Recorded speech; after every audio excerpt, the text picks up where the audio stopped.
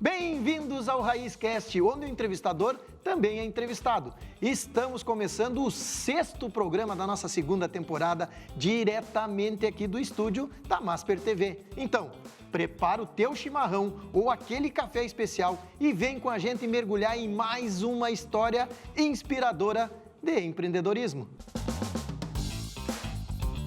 RaízCast, com Rodrigo Correia. Patrocínio Desinservice, Evolution, Nutrisul, Cainelli, Malé e Multi10. Então, como eu sempre falo aqui no programa, não sou eu quem apresenta o nosso convidado. Quem se apresenta é o próprio convidado. Então, bom dia a todos. É um orgulho nós estarmos aqui, te agradecer aí o convite e estar conhecendo um pouco mais, né, do podcast Raiz aí e conversando contigo aqui, conhecendo um pouco da tua história também e sabermos que somos oriundos da mesma região desse nosso Pampa. Então é uma satisfação estarmos aqui. Eu sou Márcio Amaral, médico veterinário, ex-secretário da Agricultura, ex-vereador, ex-vice-prefeito, ex-prefeito. Sou técnico da Emater, né, o órgão de extensão rural do Estado, atualmente um dos vice-presidentes da FAMURS e atualmente também diretor-geral da Secretaria da Agricultura do Estado do Rio Grande do Sul. É uma satisfação estarmos aqui hoje. Então temos bastante assunto trazendo o agronegócio, trazendo o campo ao empreendedorismo e eu acho que vai ser muito legal essa conversa porque eu entrevistei aqui o pessoal da Cotreseg e eles me disseram que eles estão muito segurança do trabalho, treinamento na área do agro. E eu disse para ele, mas na área do agro, tanto treinamento, segurança? Ele disse sim, existe hoje e o índice de acidente estava acontecendo muito, né? E eles estão muito especializados em segurança do trabalho no agronegócio. E aí foi um tema que começou a me chamar a atenção, o agronegócio, que realmente não deixa de ser, além da força, nossa economia, né? É um empreendedorismo na veia do homem do campo que está lá desde cedo, de madrugada, né? Mas vamos lá, Márcio, primeiro lugar, natural da onde? Natural do Alegrete. E não é para me exibir, como dizia o Nico Fagundes. E não se exibir e não falou Alegrete, já gostei, esse eu já gostei. Não começou com Alegrete. Mas afinal, Alegrete é distrito de Uruguaiana ou Uruguaiana é distrito de Alegrete? A gente brinca que diz que o Uruguaiana é o bairro mais chique do Alegrete, né, tia? Porque, brincadeiras à parte, a gente tem muita amizade lá em Uruguaiana. Eu fiz a minha faculdade, meus filhos moraram em Uruguaiana, tenho atualmente um filho que está terminando a faculdade veterinária lá também. Eu tenho 2 filhos que nasceram em Uruguaiana. Olha aí. Que é médico, meu amigo, a mulher dele era médica da minha esposa. Sim. Foi para Uruguaiana, está até lá, um abraço, doutor Santo, está sempre olhando aí, um dos maiores gastro do estado do Rio Grande do Sul. Sim. Ele sempre assiste. E Uruguaiana é a maior cidade, né, da nossa região ali, e a gente tem um carinho muito grande. Um abraço aí para o pessoal do Uruguaiana também. É um triângulo da guerra, né? Alegrete, Uruguaiana e Quaraí é uma... sim. Só quem mora lá sabe. Para saber isso, para entender. Márcio, vamos lá. Nessa tua carreira, eu quero entrar um pouquinho na tua infância do Alegrete lá. Como é que foi essa tua infância, essa tua saída para estudar, para escolher? Óbvio que a maioria do nosso pessoal lá do interior tem uma tendência do agro, né? Assim, naquela época, pelo menos na nossa época, lá tinha essa tendência aí. Como é que foi essa tua escolha, saída do colégio, esse caminho para... Então, como tu disseste, nós que nascemos e nos criamos lá naquela região, desde pequeno, até pela questão da origem familiar, meus avós eram pessoas que moravam na campanha, né, no interior do município. Meu pai teve a oportunidade de ir estudar na cidade e acabou, né, formando família, ficando por lá. E nós nos criamos nesse ambiente, entre cidade, férias, finais de semana, indo para o interior. E isso fez com que, desde novo, eu sempre tivesse essa predileção de que, quando tivesse a oportunidade de ter uma formação superior, fosse para a área das ciências agrárias, em particular a medicina veterinária. Mas, ao mesmo tempo, eu sempre fui muito tímido, então eu acreditava que com os animais eu teria mais facilidade de lidar do que com gente. E estava muito certo. E acho que não errei muito, né? Não, mas quis o destino que mesmo não tendo grandes pretensões de sair fora de lá, a minha ideia era me formar, como vários colegas tiveram a oportunidade, a gente se forma na medicina veterinária lá na PUC, em Uruguaiana, e posteriormente, pego uma gerência distância aí, fico aqui pela volta, né? Mas surgiu a oportunidade de um concurso para a Corlac, na época, lá em 92, e eu acabei vindo trabalhar aqui em Taquara, né, na área do bovinocultura leiteira. Depois, com a extinção da Corlac, nós passamos para a Emater, eu e alguns outros colegas fomos transferidos para a Emater, e aí tive a oportunidade, depois de um ano em Santo Antônio das Missões, retornar para a minha cidade natal, que é Alegrete, e de lá viemos trabalhando aí, graças a essa oportunidade que a Emater me deu de conhecer outras áreas de trabalho, fazer mestrado, né, e acabei indo depois, por um convite do prefeito na época, sendo secretário da Agricultura, né, e aí a gente vem sempre nessa questão de sonhar com algo a mais para a nossa região lá, que a gente sabe como nós temos esse sentimento de estarmos distantes do centro, nervosos de decisão, termos algumas dificuldades a mais para buscar o tão sonhado desenvolvimento para a nossa região. Falando em empreendedorismo, nossa região é uma dificuldade. Alegrete talvez não tanto, Uruguaiana ainda por ser um porto seco da América Latina ainda dá para investir, mas o Meuquareia é complicado, porque de um lado tem Livramento que passa para o Uruguai, do outro tem Uruguaiana, o maior porto seco, e nós estamos ali no meio, a distribuição, a logística se torna cara, então, e é bem complicado para nós a região da campanha, Exato. né? Mas deixa eu te perguntar, com essa tua carreira, como foi que tu entrou para a política? Primeiro eu quero saber o teu caminho da política e aí nós vamos chegando até hoje, o cargo do Estado. Eu posso dizer que foi por uma situação de extremo acaso, vamos dizer assim, porque, embora eu tenha origem também, meu pai sempre foi envolvido com política estudantil, depois partidos políticos também, foi vice-prefeito, concorreu a prefeito, enfim, sempre esteve envolvido com partido. Nós, os 4 irmãos, nenhum se envolvia com política. Acho que até por essa dificuldade que a gente vê nas relações políticas, quem se cria nesse ambiente, muitas vezes, ou tu já desde novo te dedica a ela, ou tu tem uma resistência. Nós todos tínhamos essa resistência, mas lembro muito bem que o pai nos cobrava. Tu não pode falar dos políticos, me dizia ele, porque enquanto tu não estiver envolvido com política, tu não tem moral para falar dos políticos. Bom, isso a gente se criou ouvindo em casa. Eu ia te fazer justamente essa pergunta, porque eu vi uma pessoa aqui numa entrevista também, que ele me falou, eu digo, eu tô que não aguento mais essa questão, essa política, o jeito que está. E ele me falou bem assim, Exato. Rodrigo, enquanto as pessoas de bem não entrarem ou não se envolverem, vai ser isso e não tem o que reclamar, porque não vai ter outro. E eu ia te perguntar nesse sentido, por que tu acha que as pessoas não se movimentam? Mesmo assim, a gente não se envolvia com a política partidária. A gente vê tantas coisas negativas, né, onde deveria ser exemplo positivo, né, para a sociedade, mas quis o destino que, após 2 anos aqui em Porto Alegre fazendo mestrado, quando eu estava retornando para minha cidade, o prefeito me convidou para ser secretário da Agricultura por uma indicação técnica, né? Eu, como veterinário da Emater, a gente tinha uma boa relação com as instituições representativas de classe lá, o pessoal, a um convite do prefeito que indicasse um nome, a Associação dos Arrozeiros de Alegrete indicou o meu nome. E aí eu aceitei o convite e ficamos por 3 anos e meio à frente da Secretaria da Agricultura.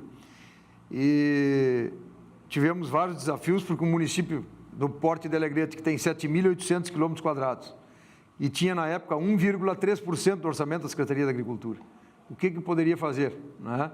Mas talvez pela capacidade de articulação com instituições, para a própria história da Emater, já tínhamos um trabalho lá de fomento à atividade leiteira, formação da associação de produtores, enfim, tudo isso auxiliou para que nós fizéssemos um trabalho, vamos dizer, razoável dentro da Secretaria da Agricultura, e aquilo acabou fazendo com que nós recebêssemos um convite para concorrer a vereador, ao que, num primeiro momento, e até o último momento, eu resisti muito, porque é muito mais fácil um presidente de bairro, um representante de associação ligada ao meio urbano se eleger vereador do que um representante do meio rural, onde, mesmo sabendo, né, e aí está o Antônio da Luz, que vai conversar daqui a pouco contigo aí, o Antônio tem um cálculo que ele faz lá, que os municípios da nossa região, mais de 60% do PIB vem do agronegócio.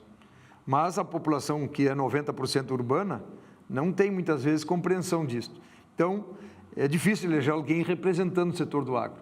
Então, eu resisti muito para participar, porque achava que não tinha condições de me eleger, mas, aceitando no último instante, concorri, e naquela oportunidade eu fui o vereador mais bem votado daquela eleição, 2016.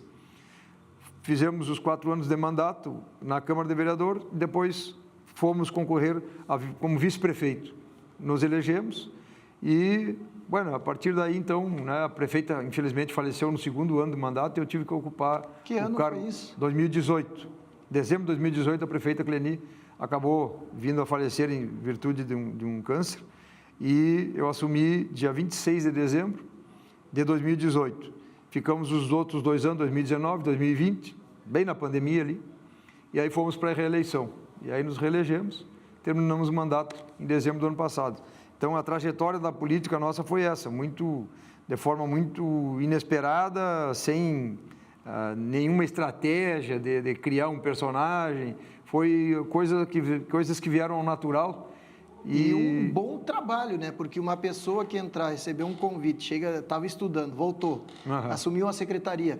Posso te dizer que eu assumi em Quaraí também por convite técnico, na época era o prefeito Ricardo Gadré. Ele me convidou para assumir a Secretaria de Desporto e Lazer, porque eu era envolvido com consulado, com atividades, era empresário. E era a menor receita do município, Secretaria de Esporte, eles fazem... Te vira, faz milagre precisando de alguma coisa.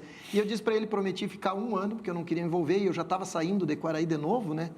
E fiquei por 1 ano lá, deixei um legado de secretaria, o que chegar em Quaraí hoje ainda tem, e é o que eu digo, que ter empreendedor, ter pessoas realmente faz a diferença.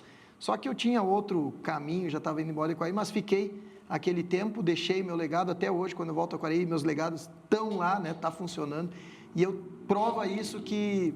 tem como a gente administrar, se for sério, tem como fazer as coisas, nós temos como mudar. E eu digo que, mesmo com essas dificuldades que tu já citaste anteriormente, né, distâncias, a divisa com o Uruguai, com a Argentina, né, isso acaba criando uma série de dificuldades de empreender lá. Mas eu digo que o maior problema está ainda na cabeça de nós que somos nativos de lá, né? O pessoal está muito... E tanto que eu digo que isso é verdade, que nós temos grandes empreendimentos lá, empresas que, né, se estabeleceram e cresceram, e se a gente analisar isso aí, a maioria são de pessoas que foram de outras regiões para lá. Quer dizer o quê? Que na nossa região, sim, nós temos oportunidades. Nós é que muitas vezes, como nós fomos criados naquele meio, acabamos absorvidos pelo meio e não enxergamos essas oportunidades. Quando vem alguém de fora com uma visão mais ampla, chega e enxerga as oportunidades, e aí é a característica do empreendedor, né?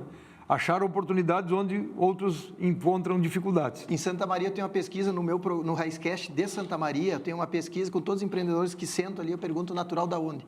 Sabe que 80% dos empreendedores de Santa Maria não são santamarienses. Exato, é mais ou Pela menos... cultura de Santa Maria, assim, muito concurso público, muita questão... Exato. E, inclusive, é importante, eu acho, a gente destacar, porque eu aposto muito nisso, e tenho batido muito nessa questão da quebra de paradigmas, da mudança cultural. E em 2016, eu como vereador, tive a oportunidade, numa missão do SEBRAE, o SEBRAE desenvolveu um programa lá na época, o programa Líder, não sei se você ouviste falar, que era justamente trabalhar aquela região pela dificuldade, metade sul, né, metade mais pobre, sempre chamada metade mais pobre. Então, nós tínhamos um grupo em Uruguaiana, outro grupo em Bagé, outro grupo em Pelotas, que trabalharam durante 1 ano, né, fazendo encontros mensais, foram 8 encontros mensais, anuais durante o ano, e ao final disso tudo a gente tirou, né, alguns parâmetros ali para buscar o desenvolvimento. E então criamos uma afinidade muito grande ali, o SEBRAE era quem coordenava esse trabalho, isso em 2015. Em 2016 nós recebemos um convite para uma missão a Minas Gerais, visitar lá uma cooperativa de crédito que foi desenvolvida na cidade de São Roque de Minas, cidadezinha pequenininha no interior de Minas Gerais, próximo à Serra da Canastra, onde tem os queijos da canastra, enfim. E lá eu tive a oportunidade de conhecer um programa educacional que se chamava Educação Empreendedor. E eu fiquei encantado com o que eu vi de depoimento de alunos, mais tenra idade até alunos do ensino médio. Eu digo, que sonho a gente poder levar um programa desse para a nossa região lá, né? Por isso também quis o destino que naquele ano eu me elegesse vice-prefeito e em 2017 nós levamos esse programa para Alegrete.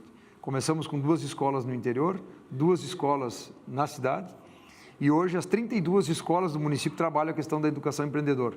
Depois tivemos um outro contrato com o SEBRAE, onde nós colocamos lá a cidade empreendedora E então conseguimos trabalhar de forma transversal a questão do empreendedorismo em todas as escolas.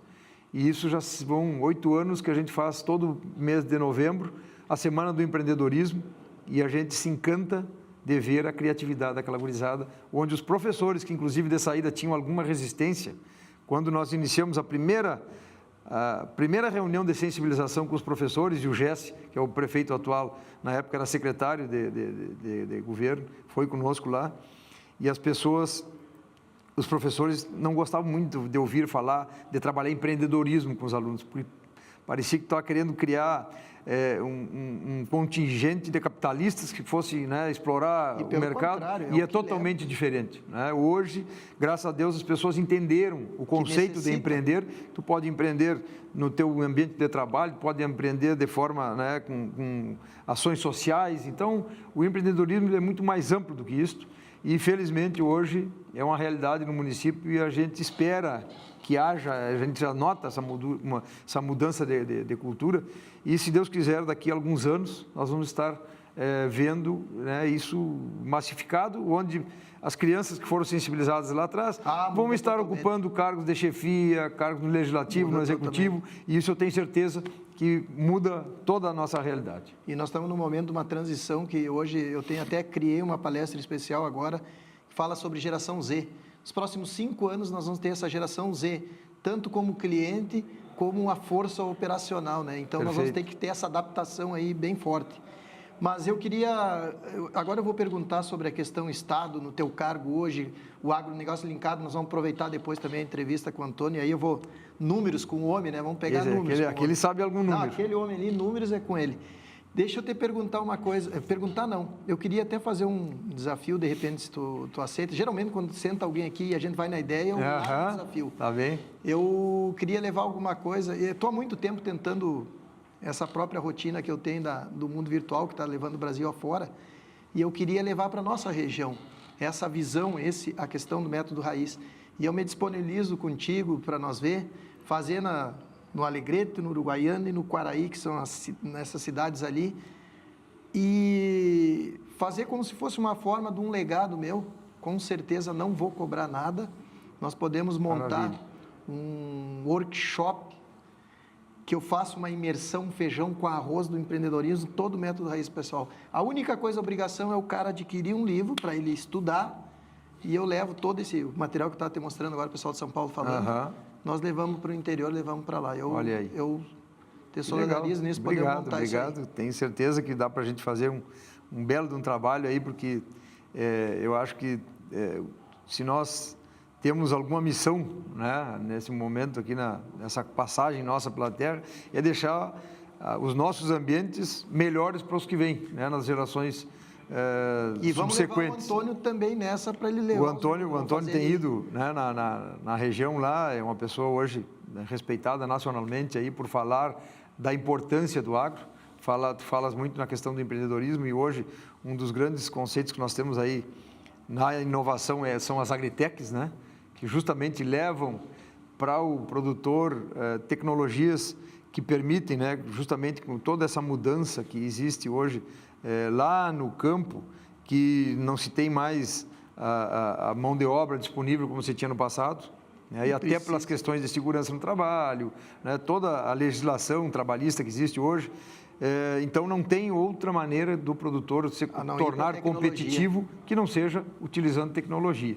E eu que já tenho meus 56 anos, a gente está vivendo todo esse período de transição que as gerações anteriores não tiveram condições de acompanhar, e as futuras não viram também o que eu vi quando guri, que o pessoal, por exemplo, uma colheitadeira, ela ia colhendo e lá em cima o pessoal ia costurando as bolsas, né, porque não tinha sistema automático, nada. Hoje uma colheitadeira, ela colhe, ela já te dá a qualidade do produto, a produtividade por área, a umidade do grão que está colhendo, né? Na hora de adubar, ela está dizendo, aqui tu põe mais adubo, aqui tu põe menos. A agricultura de precisão, que hoje é uma realidade, que os nossos antepassados, aí, pessoas com seus 70, 80 anos, jamais imaginaram nós não imaginávamos que iam passar por essa fase. E isso é uma realidade do campo hoje. Então, realmente, hoje, a questão do empreendedorismo e a inovação, elas são algo que estão no dia a dia, diferentemente do que alguns imaginam. Não, o pessoal do campo não tem acesso à tecnologia, muito pelo contrário. Hoje, inclusive, nós temos 8 escolas no interior do município. E a minha grande preocupação sempre foi fazer com que as escolas do interior tivessem as mesmas possibilidades de levar tecnologia que os alunos da cidade. E isso foi gritante durante a pandemia, quando nós não tínhamos sequer para os alunos da cidade condições de fazer aulas de ensino à distância, porque nós não tínhamos equipamento de multimídia para ofertar o que a iniciativa privada já fazia. Então, a partir daí, nós melhoramos a questão do sinal da internet, melhoramos a questão compramos notebooks, Chromebooks, disponibilizando para os professores, os alunos, lousas interativas. Hoje, as 8 escolas trabalham com antenas Starlink, porque no interior ainda nós temos a dificuldade do sinal, do acesso à internet. Então, se esse menino que está lá fora não tiver a oportunidade de acessar a tecnologia, na primeira oportunidade ele vem embora para a cidade e nós não conseguimos minimizar esse êxodo rural que acontece, né, desde a década de 50, 60. Falando do rural, do agro, porque muitas pessoas que não conhecem, não têm noção, tu acabou de dizer e o próprio Antônio vai entregar os números, né, o pessoal olhar a entrevista dele lá, mas do agro, 60% da economia, pelos segundos números que tu fala do Antônio, são do agronegócio, a economia no Brasil, 60%. Desses 60% da economia, quantos são grandes produtores? Porque todo mundo já imagina, né, o produtor é aquele cara, o mega rico. Não. Quanto disso, mais ou menos, equivale a famílias, pequenos produtores? Eu posso te falar assim, números lá do município de Alegrete, que a gente tem mais propriedades. Base. Mas assim, Alegrete tem em torno de 3.000 e poucas propriedades rurais. Varia um pouco mais, um pouco menos ali, dependendo do período. Mas são um pouco mais de 3.000 propriedades. Dessas, cerca de 60% tem até 100 hectares. Mas 100 hectares, alguém aqui da Serra vai dizer isso aí, tudo é latifúndio.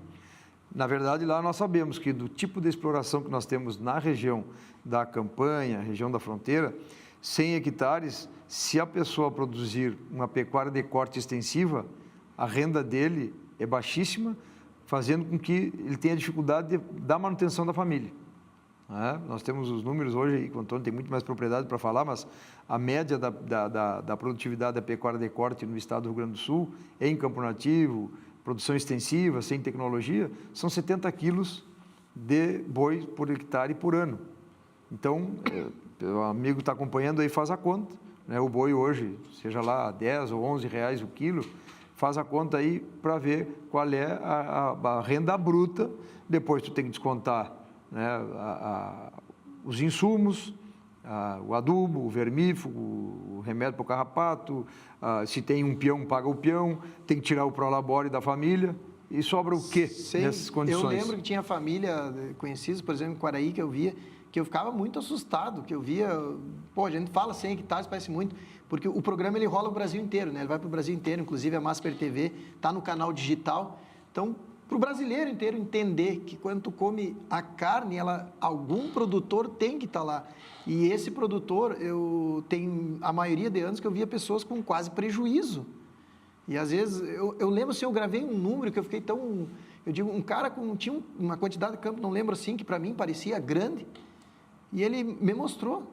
Não sobrava 8, 10 mil reais para ele. Exato. Do que ele fazia lá, ele dizia, está aqui, ó. E lógico que hoje, com o advento da introdução da lavoura de arroz, que já vem desde a década de 60. Agora, nos últimos anos, a lavoura de soja entrou na região muito forte. Alegrete são 120 mil hectares de soja. Então, isso tudo muda um pouco a dinâmica da região e acaba, inclusive, sendo uma parceira da pecuária, porque o grande problema nosso lá na região é o inverno, onde, se tu não tem uma pastagem artificial, os animais perdem peso. E diferente, por exemplo, da região mais ao norte do estado, onde o problema para os produtores de leite é o verão, porque aí as áreas estão com soja, né? E no inverno tem aveia e sobra pasto. Então, lá nós temos muita área nativa ainda, campo nativo, que sobra pasto no verão e falta no inverno. Falta o volume ou qualidade. E a soja, ela permite justamente que a gente ajuste a lotação no verão e no inverno substitua a lavoura de soja por pastagens de inverno, que faz com que, inclusive, a pecuária tenha um incremento. Então, existe a gente fala muito hoje na integração lavoura-pecuária, que é justamente o benefício que ambas as atividades têm no momento que são trabalhadas de forma consorciada. O programa de hoje está focado principalmente para vocês entenderem sobre a questão agro, empreendedorismo no agro, que as pessoas acham que tudo é fácil. Nós estamos quase finaleira aí, 3 minutos já para encerrar o programa.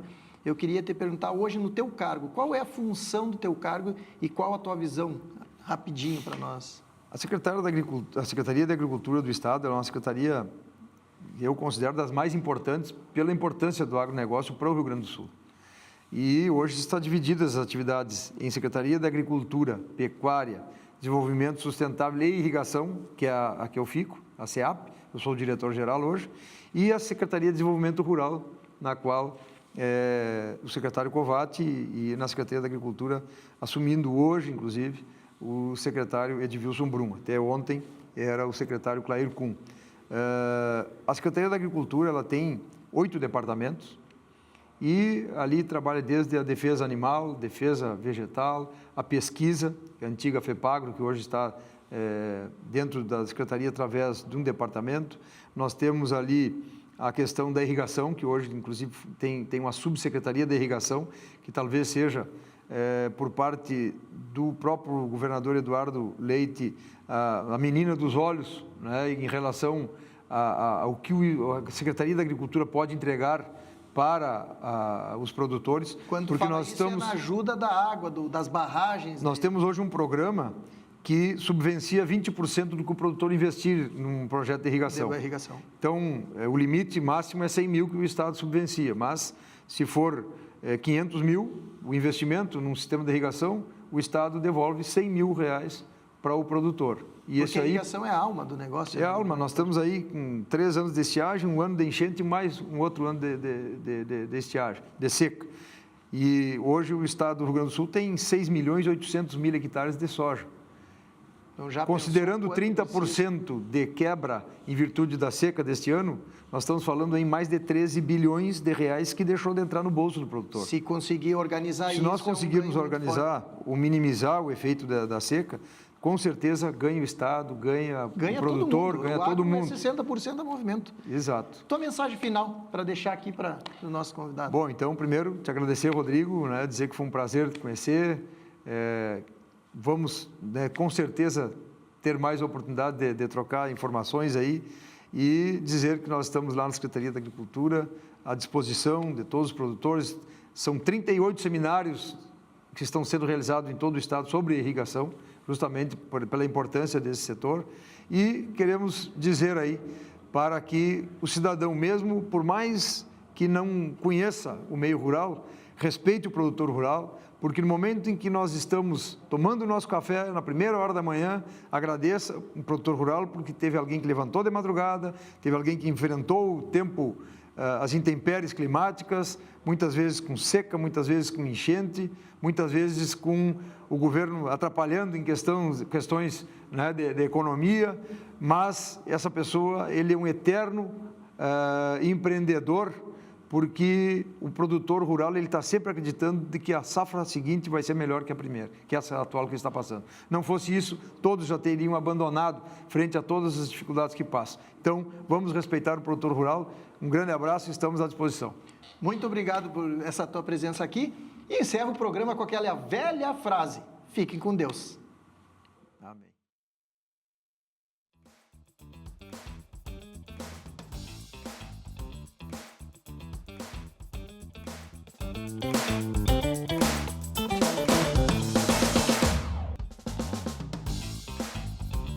Raiz Cast com Rodrigo Correia.